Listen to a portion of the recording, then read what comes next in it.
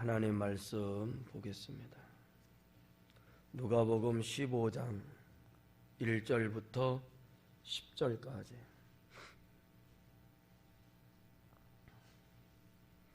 누가복음 15장 1절부터 10절까지 저하고 교독하겠습니다.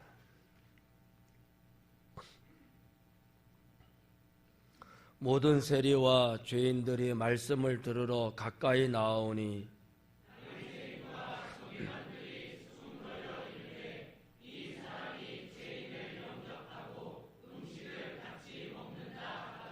예수께서 그들에게 이 비유로 이르시되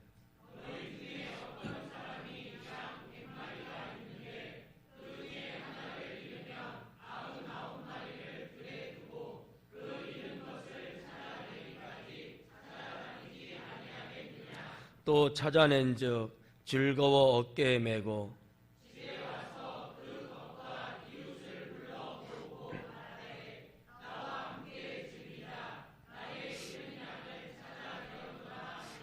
내가 너희에게 이르노니 이와 같이 죄인 한 사람이 회개하면 하늘에서는 회개할 것이 없는 의인 99으로 말미암아 기뻐하는 것보다 더하리라.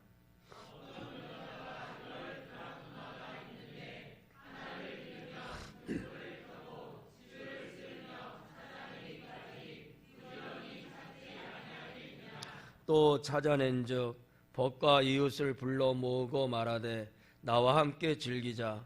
이른 드라크마를 찾아내었노라 하리라.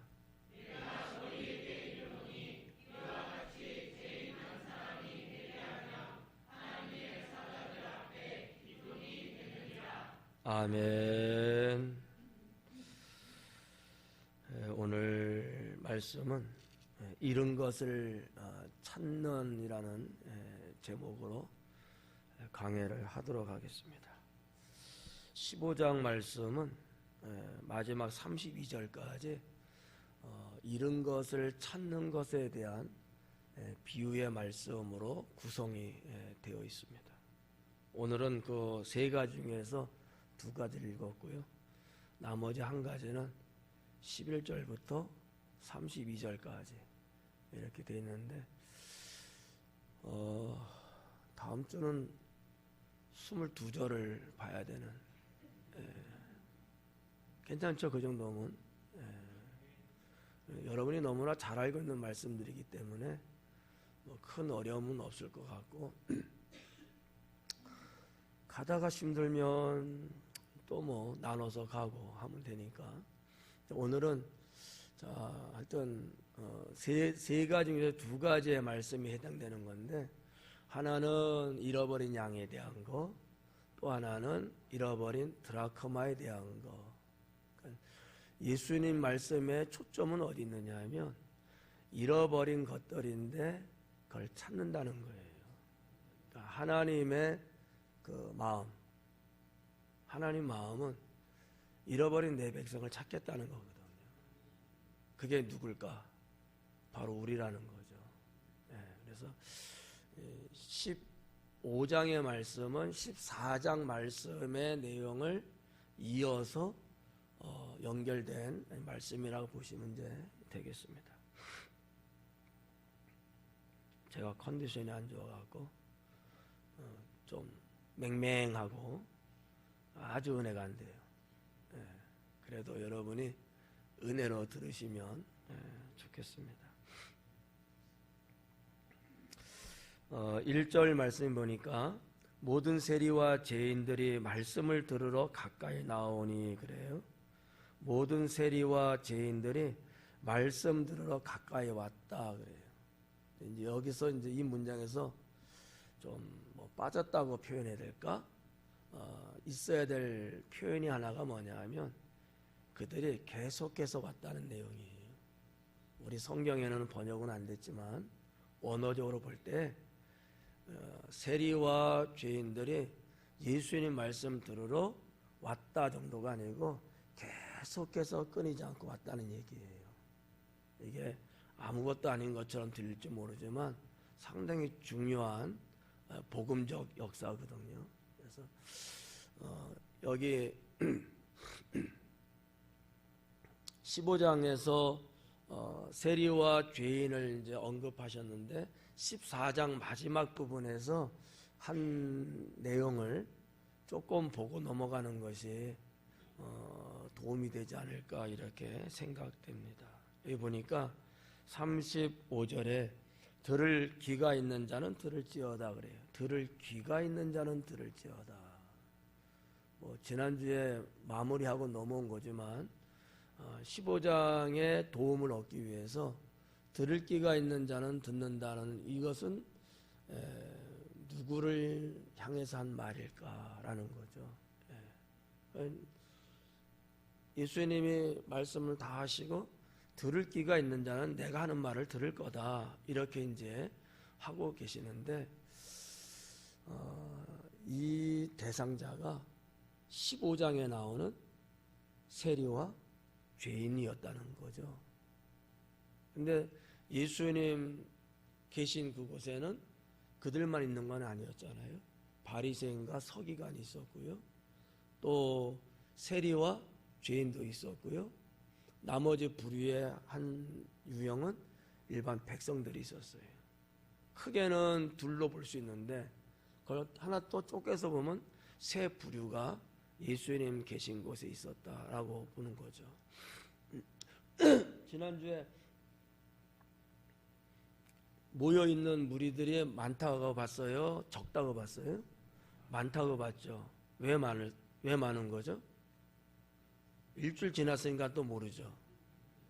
유월절을 지키기 위해서 가는 순례객들이 많았기 때문에 많았다 그랬잖아요. 그러니까 바리새인과 서기관은 계속해서 예수님 가는 곳곳마다 흠잡으려고 정탐하려고 여러 가지 이유 때문에 이렇게 있었고, 또 세리와 죄인들은 그 지역마다 원래 살고 있는 사람들이기도 하고, 나머지는 순례객들, 일반 백성들을 이렇게 볼 수 있는데, 바리새인과 서기관은 주님의 말씀을 들을 수 있는 귀가 없었어요. 무슨 얘기냐? 들으려고 하지 않았다는 거죠. 말씀을 들으려고 하지 않았다는 얘기는 들을 귀가 없었다는 거예요. 그러니까 육적인 의미가 영적인 의미로 바뀌고 있는 거예요. 안 들으려고 하는 건 어떻게 보면 좀 육적인 거라면 들을 수 있는 귀가 없는 거야. 마음이 없는 거예요. 영적인 문제죠. 이거를 예수님께서 14장 마지막 절 하시면서 15절로 들어오면서 여기 이제 세리와 죄인을 언급하고 있다라는 거죠. 여기 보니까 모든 세리와 죄인들, 그냥 단순한 세리와 죄인이 아니고 모든이라는 거죠. 이거는 온 인류를 의미한다고 볼 수도 있는 건데, 세리라고 하는 특정한 인물들이 나와요. 세리는 알다시피 당시에 세금을 걷는 일에 종사한 사람들이에요. 여러분이 잘 알고 있는 삭개오도 세리였잖아요. 이 세리의 역할, 이 세금을 걷는 일에 종사했던 사람은 그 시대에 어떠한 사람들이었냐면 헤롯 왕 시대였으니까 헤롯 왕의 하수인 정도 되는 사람들. 좀 하수인이라는 표현이 좀 이상하게 들릴지 모르지만 아무튼 헤롯의 사람들이에요. 현대로 말하면 그냥 공무원 이렇게 말하면 누구 정부의 공무원 시대 이런 것도 비슷한 거잖아요. 그런 사람들이 이제 세리 역할을 했는데 바리새인과 서기관은 이 세리들을 썩 좋아하지 않았어요. 종교적으로도 그렇고 사회학적도 그렇고 여러 가지로 안 좋아했어요. 더군다나 헤롯 왕의 사람들이거든요. 바리새인들은 헤롯 왕을 싫어했어요. 왜냐하면 헤롯은 민족의 피를 빨아먹는 사람이라고 봤고, 하나님을 믿고 종교적인 측면에서도 하나님과 무관하게 오히려 하나님의 뜻을 거스리고 영광을 가리는 그러한 사람이라 봤기 때문에 상당히 싫어했죠. 그러니까 그냥 헤롯도 싫지만 그 속에서 또 일하는 세리들도 싫은 거예요. 예수님 당시에 세리들이 세금을 거둘 때 보통 반세겔을 거둬야 되는데 한 세겔을 걷어서 반세겔은 정부에다 내고 반세겔은 자기가 갖고 이런 탐닉도 하는, 그러다 보니까 일반 백성들도 사실은 좋아하지는 않았어요. 뭐 이러한 일들을 백성들도 다 알거든요. 삭개오가 고백한 이유가 바로 거기 있었던 거예요. 내가 네 것을 토색한 것이 있으면 4배로 갚겠다. 그 토색했다는 것이 남의 것을 뺏은 거예요. 그러니까 세리가 그 당시에 그렇게 살았다라고 하는 거죠. 이러한 세리, 그리고 이제 죄인들. 이 죄인은 이제 특히 누구를 지목해서 말하냐 하면 크게 한 2가지로 볼 수 있는데, 하나는 창녀들이에요. 죄인들이. 옛날에 창녀들이 꽤 많이 있었거든요. 또 하나는 하나님 말씀 계명을 지키지 않고 자기 멋대로 살아가는 유대 백성들, 이들이 죄인에 해당됐습니다. 그러니까 세리와 죄인들이 있는데 1절에 보니까 그들이 말씀을 들으러 가까이 나아오고 있는 거예요. 그런데 반면에 바리새인과 서기관들은 말씀을 들으려고 온 것이 아니고 예수님을 책잡으려고 이제 온 거거든요. 누가가 이렇게 이제 기록을 한 거죠. 2절에 보니까 바리새인과 서기관들이 수군거려 이르되 그래요. 이 사람이 죄인을 영접하고 음식을 같이 먹는도다. 자, 바리새인과 서기관이 수군거렸대요. 원어 헬라 성경을 보면 수군거렸다라는 표현보다는 뭐라고 할까? 원망했다. 이렇게 원망했다. 그러니까 뭐 하여튼 그런 뜻이 더 강해요. 또 뭐 원망 아니면 뭐라고 해야 될까? 하여튼 상당히 싫어했던 거예요. 예수님의 행위에 대해서. 그러니까 단순하게 그냥 쏙닥쏙닥 수군거리는 정도가 아니고 형태는 그런데 원망하는 소리를 막 낸 거예요. 뭐 주님 여기 계시지만 자기네끼리 이렇게 이야기를 하면서 쑥덕쑥덕 했는데 그 쑥덕거리는 내용이 원망이었다는 사실이죠. 왜 그들이 원망을 했을까? 보니까 예수님이 그들을 영접했대요. 세리와 죄인들을 영접했다는 거야. 그리고 같이 식사를 했다는 거죠. 이게 바리새인들의 보는 관점에서는 절대 있을 수가 없는 거예요. 왜냐하면 바리새인이나 서기관이나 이 당시에 이 종교 지도자나 나름대로 의인이라고 스스로 생각하는 이런 사람들은 이런 죄인들하고는 어울리는 것 자체가 죄예요. 그리고 자기네가 지금껏 그렇게 살아왔거든요. 그런데 이 나사렛 예수라는 자는 그들을 받아들이고 있는 거예요. 그리고 그들은 끊임없이 이러한 나사렛 예수한테 오고 있는 거예요. 몹시 불쾌한 거죠. 그러니까 그런 것 때문에 퉁명스럽고 원망스러운 말을 계속 꺼내면서 예수님의 행위에 대해서 못마땅한 거죠. 이제 배경이 이제 이런 거라는 거예요. 죄인을 영접했다. 음식을 같이 먹었다. 그럼 왜 예수님은 왜 이러셨을까? 바리새인과 서기관들은 그들을 하찮은 존재로 봤어요. 물론 같은 유대 민족이긴 하지만 가치 없는 인생으로 본 거예요. 근데 예수님은 그들을 같은 존재로 보고 계신 거예요. 사람들이 죄인이라고 말하고 몹쓸 사람이라고 정죄를 할지라도 예수님은 그렇게 안 보신 거예요. 동일한 존재. 예, 예, 문법으로 말하면 동격으로 본 거예요. 예. 그러니까 이런 예수님의 모습이 못마땅하죠. 벌써 이런 데서 차별이 생기잖아요. 자기네가 더 우위에 있다고 생각하고 상당한 자부심을 갖고 막 그러는데 반면에 백성들의 눈치나 또 따르는 행동을 보면 자기들이 아니고 예수님 쪽이거든요. 이게 상당히 괴로운 거예요.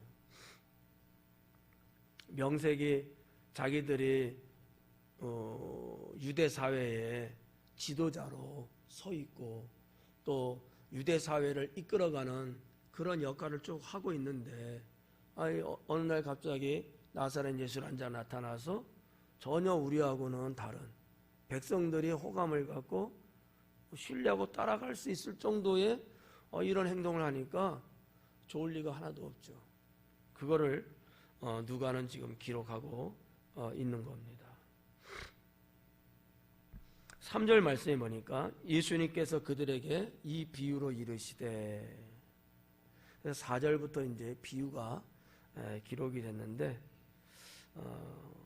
너희 중에 어떤 사람이 양 100마리가 있는데 그 중에 하나를 잃으면 99마리를 들에 두고 그 잃은 것을 찾아내기까지 찾아다니지 아니하겠느냐 그래요. 양 100마리가 있다. 어떤 사람이에요? 여러분 양 100마리를 목축하고 있다 하면은 어떻게 좀 부자인 거예요? 그냥 다들 그렇게 사는 거예요? 부자 맞아요? 예, 뭐 맞대니까 그렇게 가야지 뭐. 예. 예수님이 사용한 이 숫자의 개념은 부자라는 데 사실 목적이 있지는 않아요. 100이라는 수는 전체를 말하는 거예요. 모두. 옛날 사회, 고대 사회는요, 뭐 예수님보다 더 이전의 사회는 말할 것도 없고, 고대 사회는 숫자가 최고가 만이에요, 만. 그 이상이 없어요. 우리가 사용하는 숫자의 최고는 몇이죠? 여러분이 알고 있는 거. 예? 경? 예. 경 다음에 없을까? 해. 조까지는 많이 알아요, 그죠? 그래서 성도 해씨가 제일 높아. 예. 조도 엄청난 거잖아요. 예. 억조인데 조 다음에 경이야. 경 다음에 해야. 이거는 숫자를 셀 수 없다는 거예요. 근데 옛날에는 그냥 만이에요. 근데 정말 그러면 정말 만밖에 없을까요? 더 있을 거 아니에요. 그 다음엔 셀 수가 없어요. 그럼 다시 또 1서부터 세는 거야. 그래서 요한계시록에도 보면 2만만 이렇게 나와요. 2만만이면 얼마죠? 빨리 돌려봐요. 만 곱하면 만은 2억, 1억. 그러니까 2만만이니까 2억이 2억. 이런 그런 숫자가 없어요. 그러니까 당시에 표현할 수 있는 숫자의 최고가 만이다 보니까, 그런데 여기 지금 100이라고 한 것은 그 많은 것을 말하는 것도 있지만 대체적으로 성경에서 100이라든지 10이라든지 이런 거는 만수예요, 만수. 최고의 수예요. 그러니까 그 어마어마한 것을 갖고 있는 어느 한 부자의 스토리입니다. 이따가는 이제 드라크마 비유 말씀이 나오는데, 드라크마는 몇 드라크마라고 나왔죠? 10 드라크마. 그 10도 만수예요, 만수. 수치상에는 100하고 10하고 다르잖아요.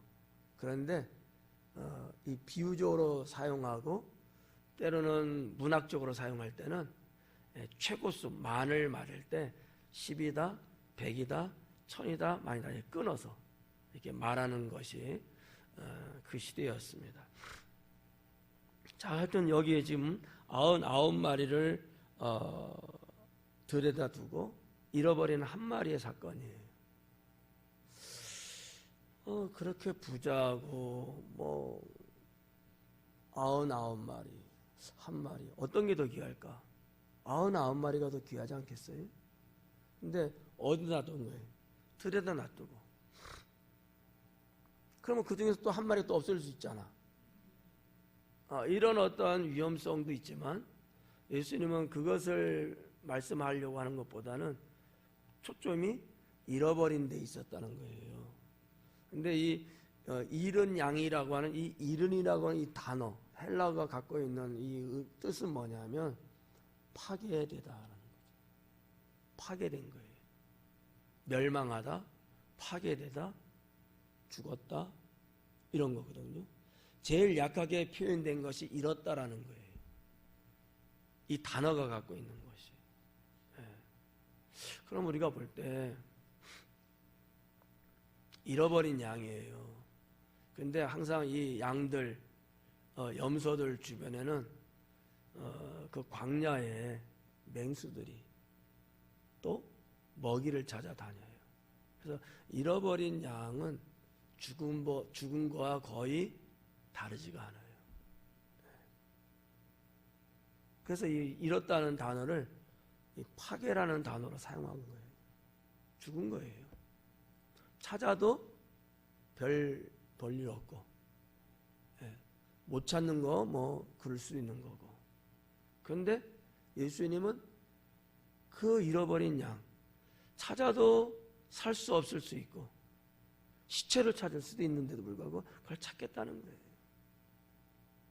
우리를 향한 하나님의 마음을 말씀하고 있는 거죠.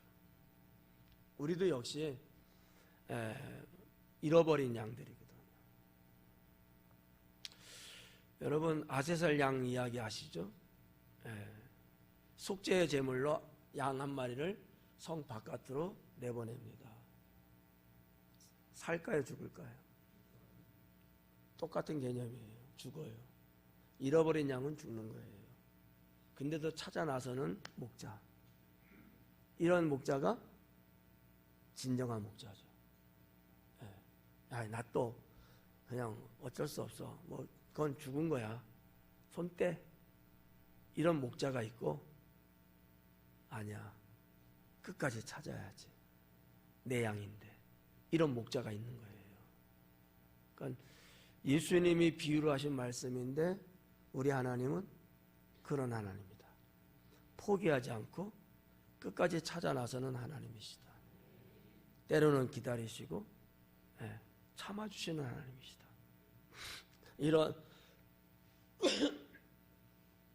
이런 말씀이 여기 이제 실려 있는 거죠. 하나를 잃으면 99마리를 들여두고 그 잃은 것을 찾아내기까지 찾아다니지 아니하겠나. 찾아낼 때까지 찾으러 다닌다는 거예요. 찾아낼 때까지. 못 찾으면 안 들어오는 거예요. 못 찾으면. 그래서 한 마리의 양을 찾기 위해서 때로는 기습을 건너고 때로는 물가를 건너고 또 산 넘어서 하염없이 이틀도 가고 3일도 가고 그렇게 간다는 것이죠.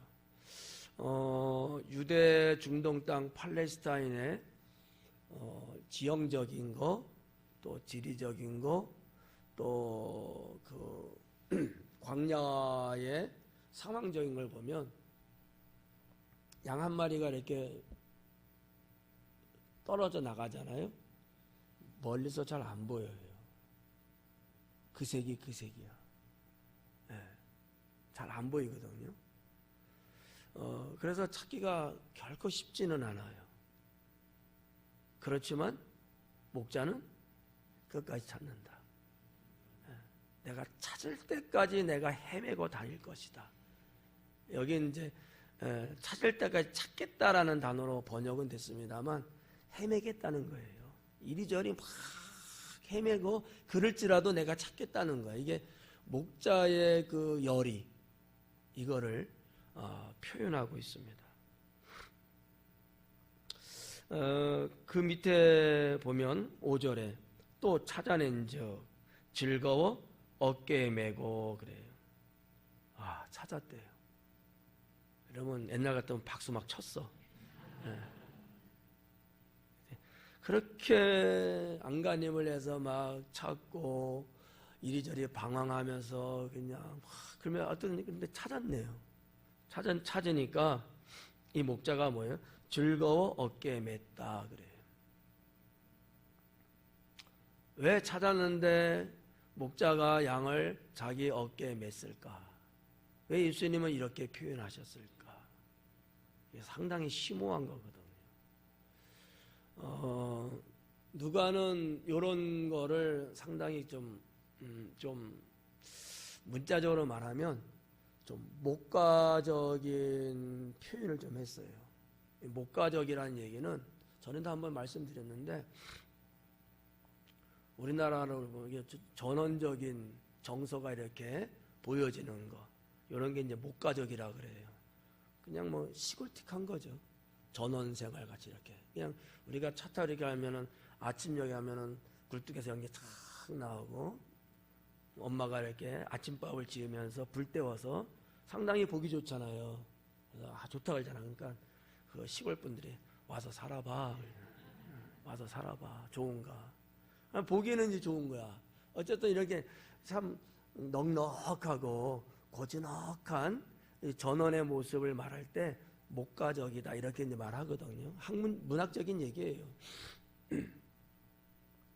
네, 이렇게 이제 봤는데 이런 부분들을 특히 많이 이제 글로 표현하고 한 학자가 한 분 있어요. 예레미야스라는 학자가 있는데 그분은 이런 부분들을 상당히 좀 수준 있게 전문적으로 기록을 한 신학자이기도 하고 말이죠. 그랬어요. 뭐 오래전 사람인데 그런 이제 학문이 있죠. 자, 근데 하여튼 양을 찾았는데 목자가 여러분이 상상을 하셔야 돼요. 자기 어깨에 이렇게 딱 맨 거예요. 딱 맨 거야.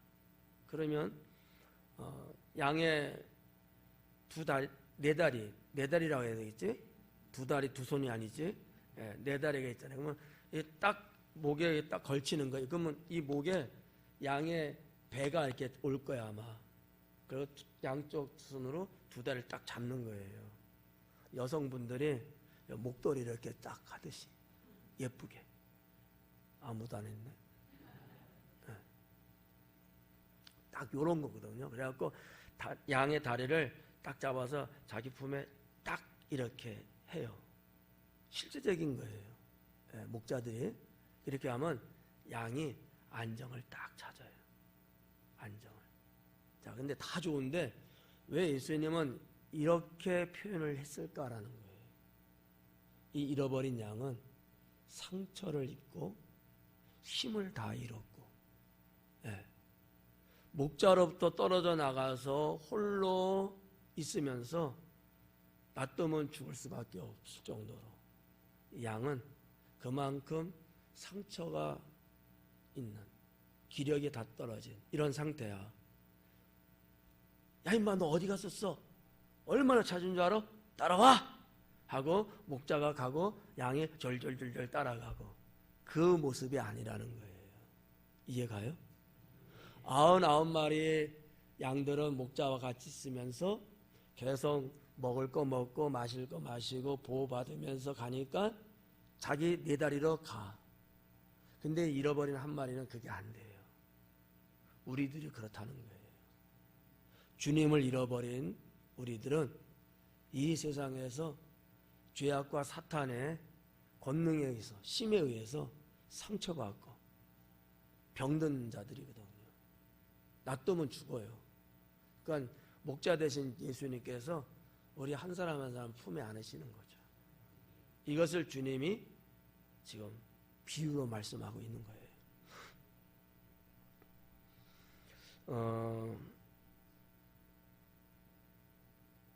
6절에 집에 와서 그 벗과 이웃을 불러 모으고 말하되 나와 함께 즐기자. 나의 잃은 양을 찾아내었노라 하니라. 예, 집에 왔어요. 집에 와서 벗과 이웃을 불렀대요. 한 마리까지 그 양 찾았는데 주인인 자기는 식구들은 좋을 줄 몰라도 무슨 동네 사람들까지 또 불러다가 그렇잖아요. 너무 오버한 거 아니에요? 예. 그럼에도 불구하고 주님은 왜 이렇게 표현했을까? 한 마리가 한 영혼이잖아요. 한 영혼을 찾은 거, 구원한 거, 살린 거는 나만의 기쁨이 아니고 우리 모두의 기쁨이라는 거죠. 예. 교회들이 이런 신앙을 가져야 되는 거죠. 예. 때로는 신앙생활 하다가 좀 이렇게 방학이라는 표현에도 상관없고 좀 미끄러졌다고 볼 수도 있고 탕자처럼 이렇게 또 세상에 좀 흘러나간 그런 경우들이 있잖아요. 열심히 신앙생활 하려고 했지만은 여러 가지 생활이나 삶이 형편이 그게 안 돼갖고 좀 미끄러져 있다가 그런 분들도 있잖아요. 다 잃어버린 것들이거든요. 예. 그 한 영혼을 다시 되찾았을 때에 목사만 기쁘겠느냐? 아닌 거예요.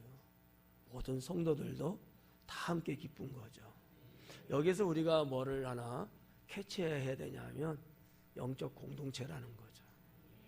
영적 공동체. 교회는 영적인 공동체다. 어느 한 사람 일이지만 그게 한 사람의 일이 아닌 거예요. 여러분 한 사람 한 사람이 다 한 사람의 어떤 일들이 있잖아요. 좋은 일이든 안 좋은 일이든. 그러나 그 한 사람 그건 당신의 일이지 나하고는 상관없어 이게 아니라는 거예요. 우리 모두의 일이라고 하는 거죠. 이런 어떠한 공동체 신앙을 말씀하고 있고 우리는 그와 같이 또 그런 신앙을 가져야 된다고 믿습니다. 그래서 이제 여기 보면 이 공동체의 기쁨을 좀 느낄 수 있고 나와 함께 즐기자. 원어적으로 보면 이제 기뻐하라 이렇게 돼 있어요. 기뻐하라. 나와 함께 기뻐하라. 조금 부드럽게 말하면 기뻐해줘라. 카라라는 단어를 사용했는데 마치 명령형으로 이렇게 돼 있어갖고 근데 이것을 부드럽게 즐기자라는 단어로 번역이 이제 됐어요. 그래서 이제 잃어버린 한 마리의 양을 찾았는데 우리만 기뻐할 것이 아니고 너희들도 기뻐해줘라. 좀 동조해달라. 이거예요. 이제 그런 공동체에 대해서 예수님이 이제 언급하셨고 7절에 보니까 내가 너에게 이르노니 이와 같이 죄인 한 사람이 회개하면 하늘에서는 회개할 것 없는 의인 99으로 말미암아 기뻐하는 것보다 더하리라. 7절에서 예수님께서 콕 찍어서 사용한 아주 중요한 단어가 하나 나왔어요. 회개라는 단어예요. 회개. 지금까지의 내용은 목자의 관점에서 기록이 됐어요. 근데 7절은 잃어버린 양의 관점에서 기록이 됐어요. 이제 잃어버린 사건인데 이 사건의 본질은 뭐예요? 양이 아니잖아요. 비유한 거니까. 하나님을 떠나 산 영혼에 대한 거거든요. 근데 여기에 예수님이 뭐를 언급한 거예요? 회개를 언급한 거예요. 회개는 하나님과 나하고 온전하게 연결시켜줄 수 있는 매듭이에요. 그러니까 잃어버린 자서 왔잖아. 그러면 됐지. 근데 아닌 거예요. 예수님의 신앙 속에는 거기엔 반드시 회개가 있어야 된다라는 거예요.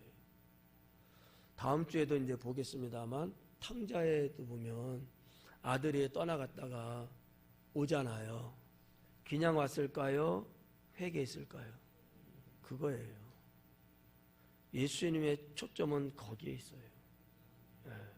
그러니까 회개가 없이 하나님께는 돌아갈 수 없는 거예요. 회개가 있어야 돼요. 그 그 회개를 통해서 모든 죄가 사함을 받는 거죠. 이게 별거 아닌 거로 넘어갈 수도 있지만 상당히 중요해요. 그래서 제가 늘 강조 좀 하잖아요. 늘 회개하며 살아야 된다.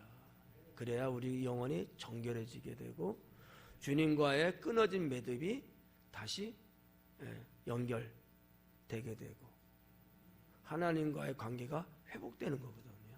그래서 사실 이 회개라는 말이 잃어버린 양의 사건에서 나올 내용은 아니거든요. 근데 마무리는 회개로 마무리를 하시는 거예요. 이게 사람 사이도 똑같지 않을까 그렇게 생각해요.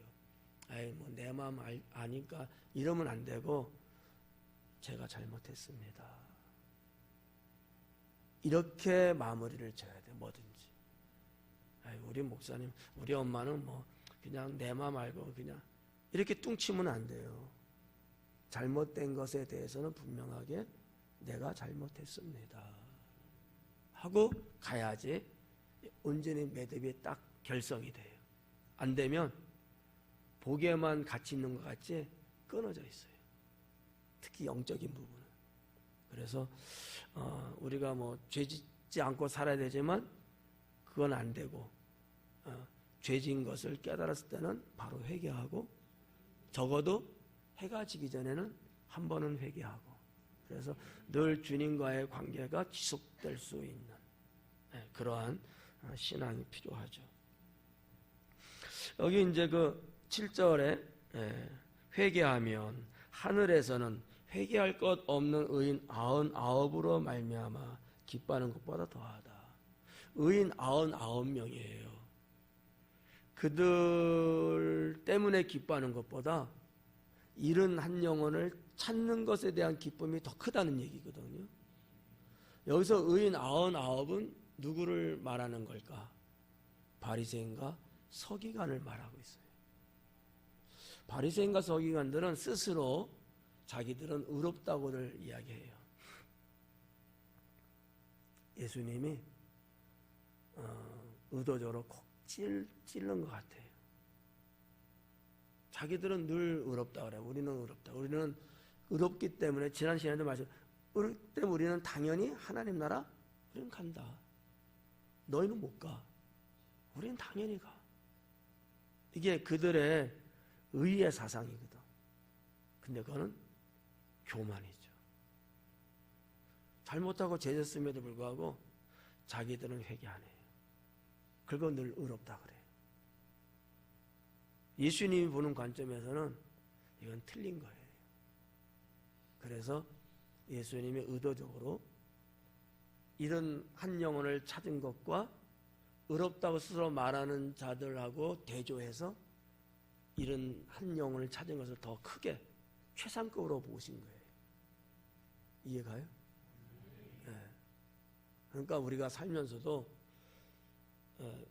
설상 의로울지라도 내가 의롭다고 내 의를 자랑하고 나타내고 이러면 안 되고 겸손하고 낮아지고 오히려 주님 앞에 내 모습을 비춰보면서 그렇게 살아야 되는 거죠.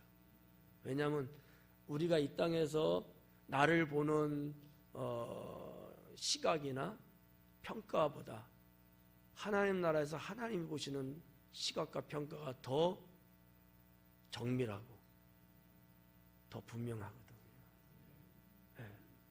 그거를 능가할 수는 없잖아요. 그러니까 우리는 스스로 착각하면 안 됩니다. 언제나 나를 돌아보고 나의 오만함을 꺾어버리고 그렇게 가야 된다는 거죠.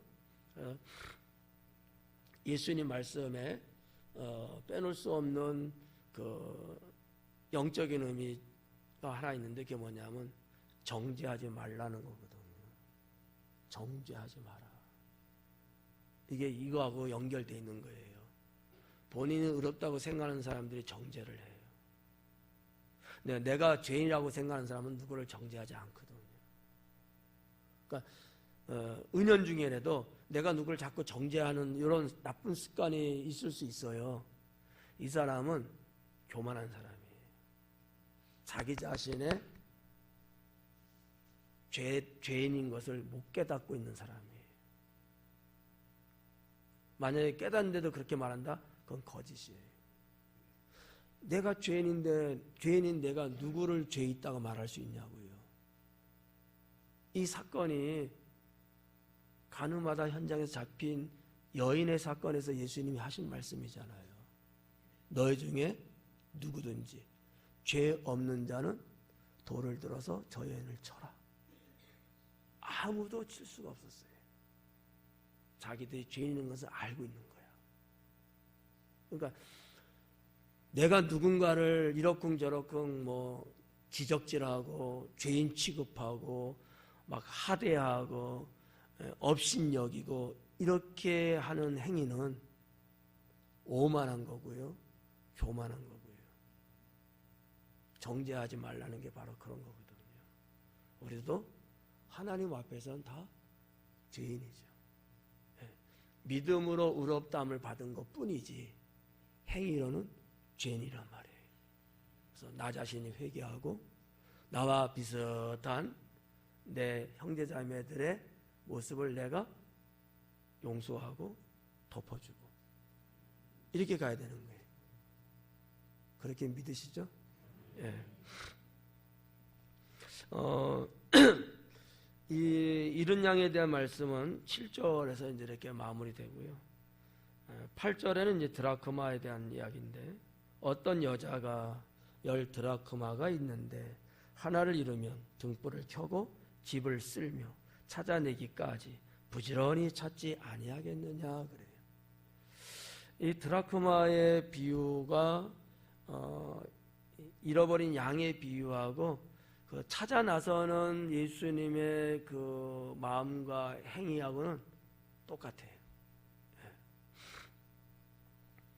자, 10 드라크마. 어떻게 뭐 10 드라크마 정도면 뭐 부자인 것 같아요? 어떻게 부자 아닌 것 같아요? 부자? 왜? 그게 뭐 부자예요? 10 드라크마밖에 안 되는데? 100만 원밖에 안 돼. 100만 원 있으면 부자인가? 적어도 1억은 있어야지. 이제 예수님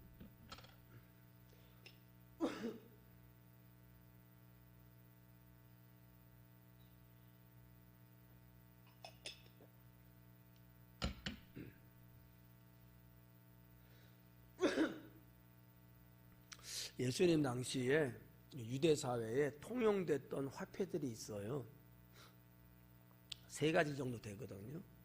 하나는 헬라 화폐, 하나는 로마 화폐, 하나는 유대 화폐예요. 이 드라크마는 로마 화폐거든요. 아니 헬라 화폐거든요. 헬라 화폐. 데나리온을 우리가 많이 알고 있는 화폐잖아요. 유대인들이 늘 썼어요, 데나리온을. 왜냐하면 로마의 지배를 받고 있는 상황이니까 뭐 그 나라에 뭐 돈을 쓰는 수밖에 없잖아요. 우리 뭐 일제 시대 때도 일본 돈들, 한국 분들도 많이 쓰고 했는데, 아무튼 이 데나리온은 이제 여러분 이제 알다시피 노동자 하루 품삯이라고 했잖아요. 드라크마도 똑같아요. 당시의 노동자의 하루 품삯이에요. 그러니까 로마 노동자죠.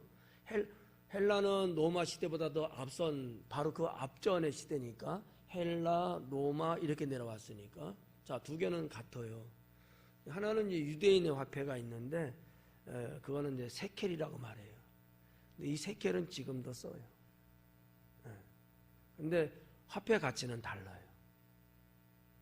데나리온하고 드라크마는 뭐 그냥 편하게 말하면 한 10만 원 이렇게 보면, 세켈은 한 4배나 더 비싸요. 그러면 4일, 노동자의 4일 품삯 정도 돼요. 세켈은 이거는 뭐 사실 내용이 없는 건데, 세켈은 은세켈이 있고 금세켈이 있어요. 그 은세켈이 한 4배 정도 되고요. 금세켈은 음세켈의 15배나 돼요. 그럼 일반 노동자의 60일 노동값이에요. 그럼 한 600만 원 되겠죠. 금새끼 하나가. 예. 욕하는 것 같다. 새끼.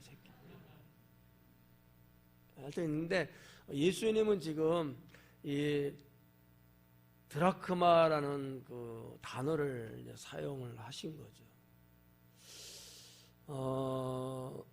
마태복음은 예수님이 유대인의 왕으로 오셨다라는 것을 기록하고 있어요. 예수님을 뭐로 정의를 내리냐면 유대인의 왕 이렇게 정의를 내려서 마태복음을 쓴 거예요. 누가복음은 아니에요. 사람이신 인자이신 메시아예요. 백성들과 동등한 이런 개념. 그래서 마태복음은 유대인을 향한 복음이라면 누가복음은 이방인을 향한 복음 이렇게 이제 볼 수 있는데 사용하는 언어 자체가 또 기록한 누가 자체가 그렇게 쓰지 않았을까 이렇게 이제 봐지는 거고요. 자, 근데 10세켈 10드라크마예요. 숫자 많다 적다 보지 마시고 여기서도 만수예요. 만수. 가득 찼다는 그 만이거든요. 근데 그 중에 하나를 잃어버린 거야. 그렇게 보면 또 적지 않죠? 예. 근데 이 잃어버린 드라크마를 찾으려고 참 재밌는 표현을 하셨어요. 등불을 일단 켰어. 그 다음에 집을 쓸었대. 빗자루로 쓸었겠죠? 예. 그리고 찾아내기까지 부지런히 찾았대.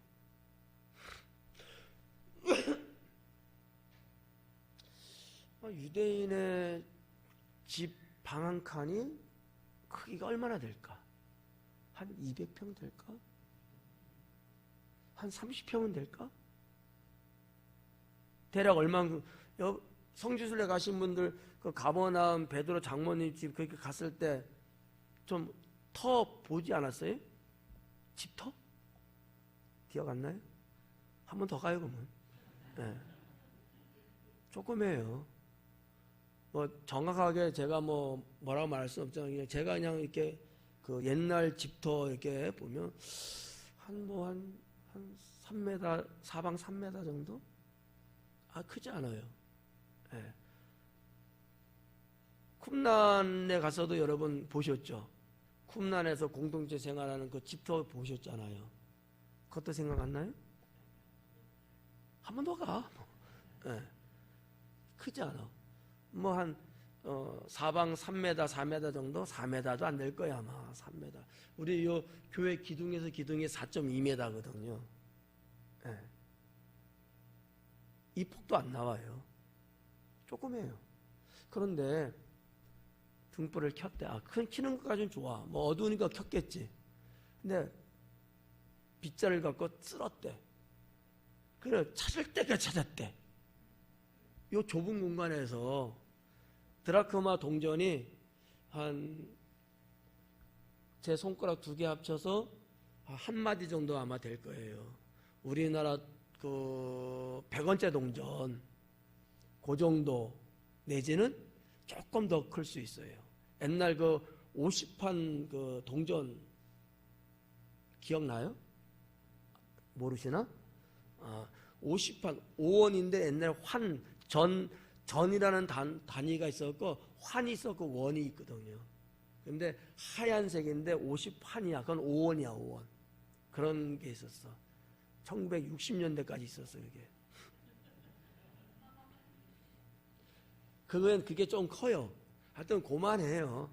근데 이 좁은 방바닥에 떨어졌어.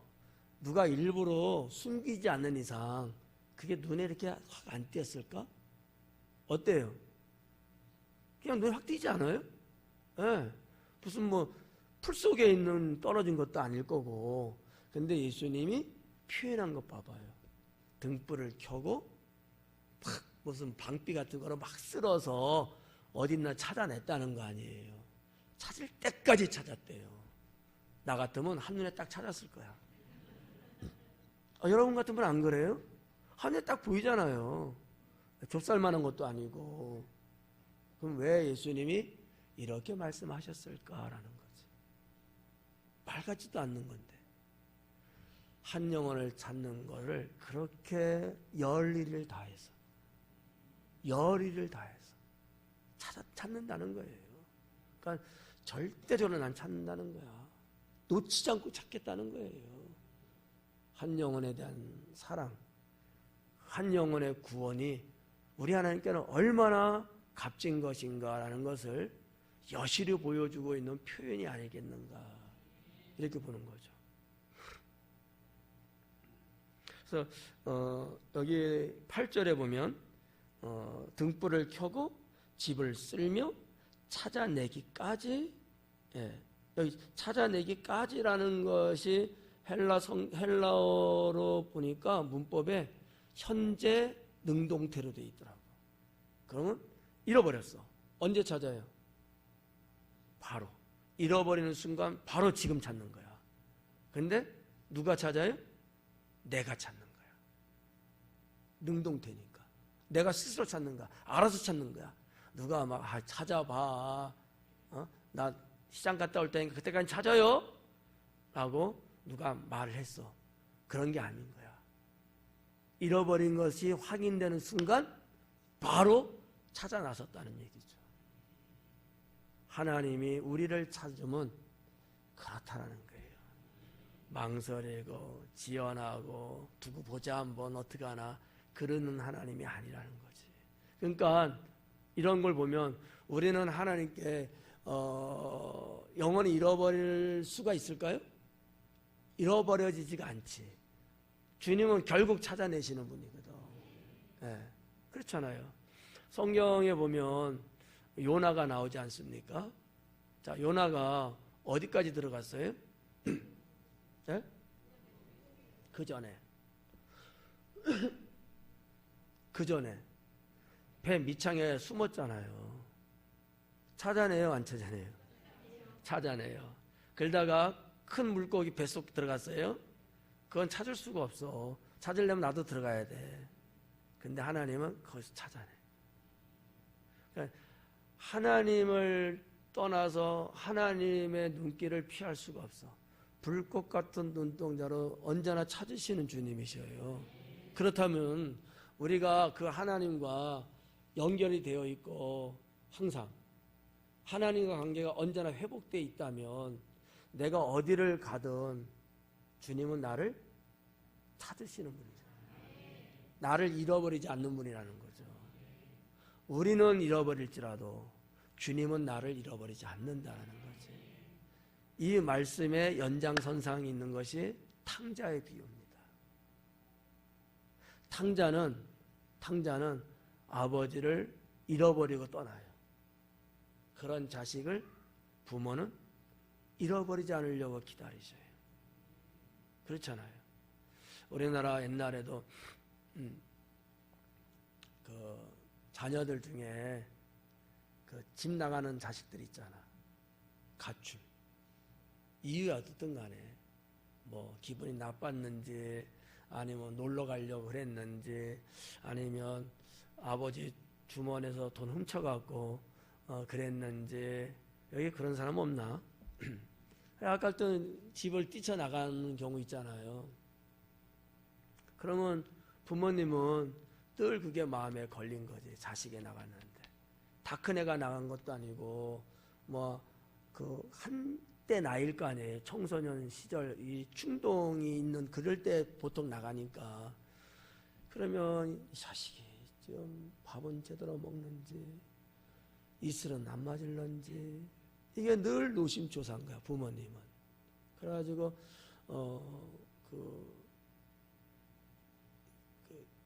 실제적으로 있었던 이야기들이 전해오는 것을 보면은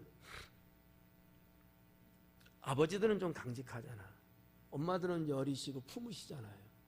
그러니까 이 자식이 언젠가는 돌아와야 되는데 대문을 장치를 못하는 거야. 대문을 닫아놓을 때 살짝 들어올 수 있게끔 고리는 안 걷는 거지. 언제든지 들어오라고. 이런. 또 어떤 집을 보니까 그 집은 얘가 끼니는 제대로 먹을까. 이게 늘 마음이 아프니까 어머니가 밥상을 이렇게 저녁이 되면 차려서 방에 딱 놔두는 거예요. 그러니 자는 거겠지. 그러면 배고프면 와서 먹고 가라고. 그래서 먹고 가면 좋은데 새벽 일찍이 궁금해서 어머니가 상을 딱 봤는데 그대로 있는 거예요. 그러면 또 가슴이 철렁거리죠. 그러면 다 식었잖아. 그거는 어머니가 부엌에서 그걸 먹고 또 그날 저녁에 또 따뜻한 새밥을 또 차려 놓으시는 거야. 집 나간 자식 돌아오길 기다리시고 돌아오는데 부담되지 않게 하기 위해서 그렇게 하시는 우리나라의 어머니들, 우리 어머니들 그렇게 알았어요. 우리 아버지들도 그랬어요. 우리 부모님들은 이제 그런 건데 이 탕자의 비유가 마치 그런 거예요. 그래서 두 가지의 비유의 말씀에서 마지막 세 번째 비유로 넘어가는데 더 상당히 진전된 진보적인 비유입니다. 결국은 어떻게 보면 둘 다 찾는 거지만 더 핵심은 탕자 쪽에 들어가 있는 거예요. 왜? 양도 목자 속에서 잃어버렸고 드라크마도 주인에서 잃어버렸지만 탕자는 조금 내용이 달라요. 스스로 아버지 품을 떠나는 거거든. 우리 인간이 그런 거예요. 하나님을 떠나는 거야. 유대 백성도 바리새인도 다 그랬거든요. 이것을 예수님이 비유로 언급을 이제 하셨는데 우리는 이런 말씀을 통해서 깨닫는 게 많죠. 그래서도 안 되지만 반면에 주님이 한 영혼을 그렇게 사랑하고 그렇게 구원하기를 원하시는 것처럼 우리도 우리 주변에 때로는 자기 역할을 조금 잘 못한다든지 아니면 연약한다든지 이런 사람들을 이런 형제자매를 우리가 업신여긴다거나 무시한다거나 때로는 정지한다거나 이러지 말고 나랑 동일선상에서 같은 존재로 여기고 그 잃어버린 자를 언제나 우리가 다시 되찾으려고 하는 이런 열정, 이런 열의, 이런 노력이 필요한 거예요. 언제든지 오면은 환영인 거지. 그렇잖아요? 눈치 보고 오려면 올 수 있겠어요? 못 오거든. 눈치 안 보고 올 수 있게끔 이 영적 분위기를 가지고 가야 되거든. 여기 이제 마지막 부분 보면 10절에 내가 너에게 이르노니 이와 같이 죄인 한 사람이 회개하면 하나님의 사자들 앞에 기쁨이 되느니라. 여기서 요 대목만 앞에 거하고 좀 다른데 하나님 나라에서 사자들 이야기가 나와요. 이 사자는 천사를 말하는 거예요. 천사. 헬라 성경에 엥겔로스라고 나와 있거든요. 천사를 말하는 사자라고 말해도 상관없고요. 천사라고 말해도 상관없고 근데 직역은 천사고 의역은 사자 이렇게 말해도 상관없고요. 때로는 대사 이렇게 말해도 전혀 문제 없어요. 근데 어쨌든 간에 하나님의 사자들 앞에 하나님의 어디서 천국이에요. 그러니까 이미 천국에 와 있는 의인도 기쁘지만 잃어버린 한 영혼을 찾아서 천국에 들어갈 수 있다는 것이 훨씬 더 기쁘다. 그러니까 예수님의 비유의 말씀의 그 대주제는 잃은 것을 찾음에 대한 기쁨. 이거를 이제 말씀하는데 예수님이 암시적으로 하시는 말씀은 내가 이것 때문에 왔다는 거예요. 잃어버린 자를 찾으러 왔다고 그랬잖아요. 잃어버린 자. 하나님 아버지의 잃어버린 자식을 찾으러 왔다. 그게 예수님인 거예요. 그래서 이제 그렇게 말씀이 구성되어 있습니다. 자, 아무튼 오늘과 또 다음 주는 잃은 것에 대한 찾는 주님의 마음 이런 거를 우리가 본받아서 혹시나 좀 이렇게 사이드에서 벗어난 그런 형제자매가 있을 때 그들을 경계한다든지 그들이 부담되게 한다든지 이러면 안 돼요.